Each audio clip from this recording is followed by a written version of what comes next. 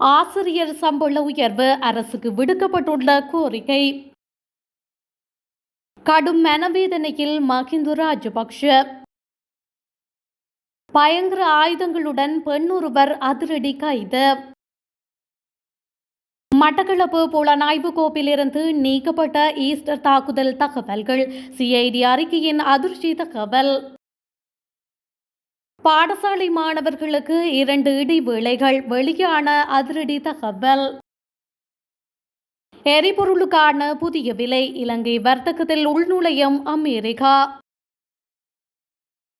பிரபல பாடசாலையில் போதையில் தள்ளாடிய மாணவிகள். வெளியான அதிர்ச்சி தகவல்.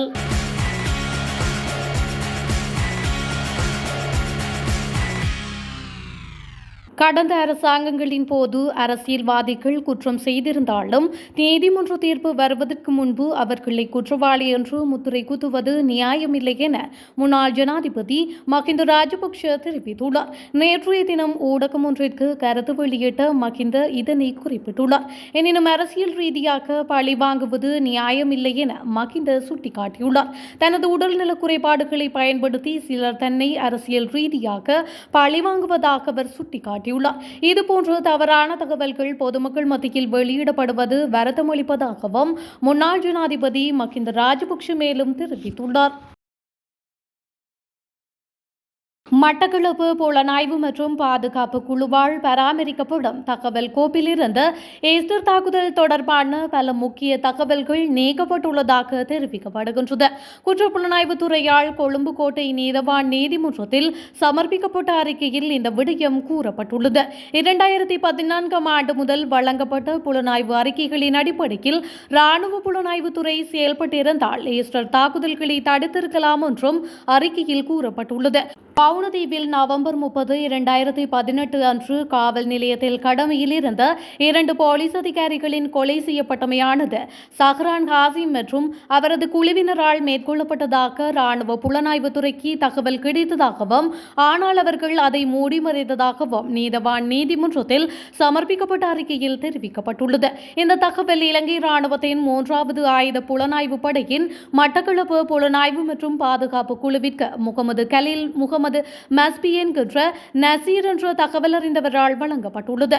ஈஸ்டர் தாக்குதலுக்கு முன்னர் தகவல் தெரிவிப்பவர் சஹ்ரான் காசிம் உள்ளிட்ட இஸ்லாமிய அமைப்புகளின் நடவடிக்கைகள் தொடர்பான தகவல்கள் இலங்கை இராணுவத்தின் 3வது ஆயுத புலனாய்வு படையின் மட்டக்களப்பு புலனாய்வு மற்றும் பாதுகாப்பு குழுவிற்கு பல்வேறு சந்தர்ப்பங்களில் வழங்கப்பட்டதாக குற்றப்புலனாய்வுத்துறை கொழும்பு கோட்டை நீதவான் நீதிமன்றத்திற்கு மேலும் தெரிவித்துள்ளது.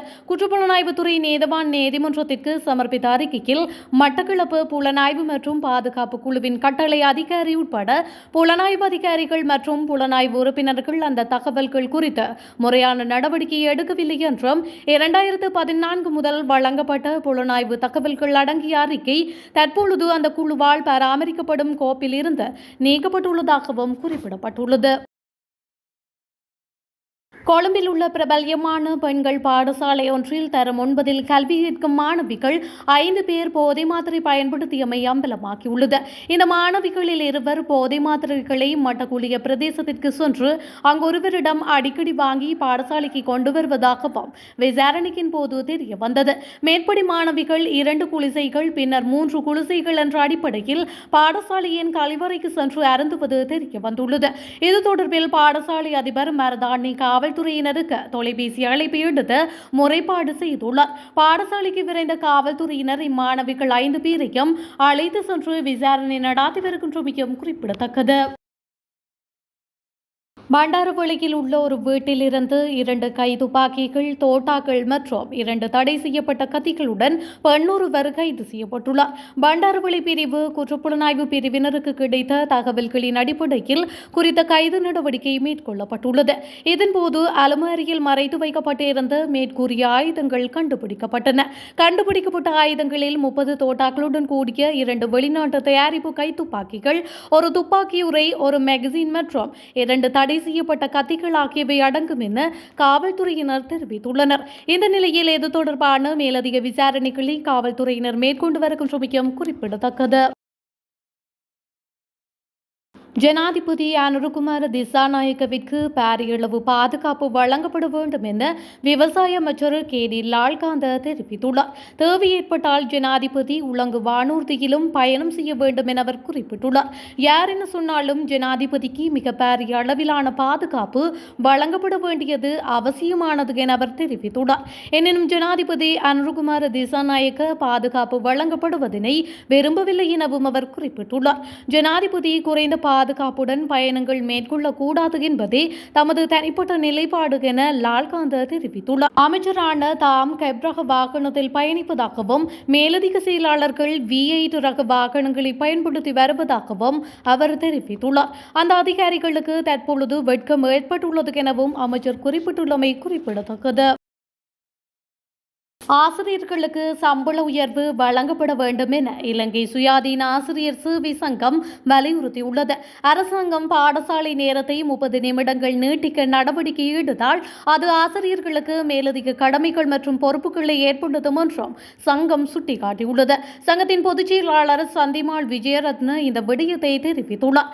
அவர் மேலும் தெரிவிக்கையில் 30 நிமிடங்கள் நீட்டிப்பது மாதாந்த சேவை காலமான 20 நாட்களில் 10 மேலதிக சேவை நேரங்களை சேர்க்கும். இது ஆசிரியர்களின் சம்பளத்தை நேரடியாக பாதிக்கும் ஒரு போக்கு என்றும் அவர் மேலும் தெரிவித்துள்ளார். தொடர்புடைய முன்மொழியப்பட்ட திட்டம் கற்பித்தல் நேரத்தை நீட்டித்தாலும் ஆசிரியர்களின் சம்பளம் நியாயமான முறையில் அதிகரிக்கப்பட வேண்டும். மேலும் கல்வி அமைச்சகம் ஆசிரியர்களின் தொழிற்சங்கங்களுடன் கலந்தாலோசித்து அதை செயல்படுத்த வேண்டும் என சந்திமாள் விஜயரத்ன வலியுறுத்தியுள்ளார். புதிய கல்வி சீர்திருத்தங்களின்படி மாற்றப்பட்டுள்ள பாடசாலை நேரங்கள் மற்றும் இடைவேளை நேரங்கள் குறித்த தகவல் வெளியாகியுள்ளது. குறித்த தகவலை தேசிய கல்வி நிறுவனத்தின் பணிப்பாளர் நாயகம் அசோக் டி சில்வா வெளியிட்டுள்ளார். அதன்படி பாடசாலை காலை 7:30 மணி முதல் பிற்பகல் 2 மணி வரை நடைபெறும் என்றும் 2 இடைவேளை நேரங்களை வழங்க பரிந்துரைக்கப்பட்டுள்ளதாகவும் அவர் தெரிவித்துள்ளார். ஜனவரி 1 முதல் பாடசாலை நேரம் ஒரு நாளைக்கு 50 நிமிடங்கள் அதிகரிக்கும் என்பதால் மாணவர்களால் அதை தாங்க முடியாது. எனவே தினமும் காலை 10:10 மணி முதல் காலை 10:30 மணி வரை மற்றும் மதியம் 12:10 மணி முதல் மதியம் 12:20 மணி வரை 2 இடைவேளை நேரங்கள் வழங்கப்பட்டுள்ளதாக பணிப்பாளர் நாயகம் குறிப்பிட்டுள்ளார். அதோடு காலை 7:40 முதல் 8:30 மணி வரை, காலை 8:30 மணி தொடக்கம் 9:20 மணி வரை, காலை 9:20 மணி தொடக்கம் 10:10 மணி வரை, காலை 10:30 மணி தொடக்கம் 11:20 மணி வரை, காலை 11:20 மணி முதல் மதியம் 12:10 மணி வரை மற்றும் மதியம் 12:20 முதல் 1:10 மணி வரை, பிற்பகல் 1:10 தொடக்கம் 2 மணி வரை என வகுப்பு நேரங்கள் மாற்றியமைக்கப்பட்டுள்ளதாகவும் அவர் சுட்டிக்காட்டியுள்ளார். வர்த்தக முறைகளை குறைப்பதற்கான முயற்சிகளின் ஒரு பகுதியாக இலங்கைக்கு எரிபொருள் விற்பனையை தொடங்கும் முயற்சியில் அமெரிக்கா ஈடுபட்டுள்ளதாக அறிய முடிகின்றது. அதன்படி கச்சா எண்ணெயின் மாதிரிகளை இங்கு நம்பகத்தன்மைக்காக சோதிக்க அமெரிக்கா அனுப்பியுள்ளதாக கூறப்படுகின்றது. அமெரிக்கா தனது சந்தையில் நுழையும் இலங்கை பொருட்கள் மீது 30% வரிகளை விதித்துள்ளது. எனினும் இலங்கை தற்போது தனக்கு சாதகமாக இருக்கும் வர்த்தக இடைவெளியை குறைக்க நடவடிக்கை எடுத்தால் அதை மேலும் குறைப்பதற்கான சாத்தியக்கூறுகள் ஆராய்வதற்கான பேச்சுவார்த்தைகளுக்கு ஆகஸ்ட் 1 வரை கால அவகாசம் வழங்கப்பட்டுள்ளது.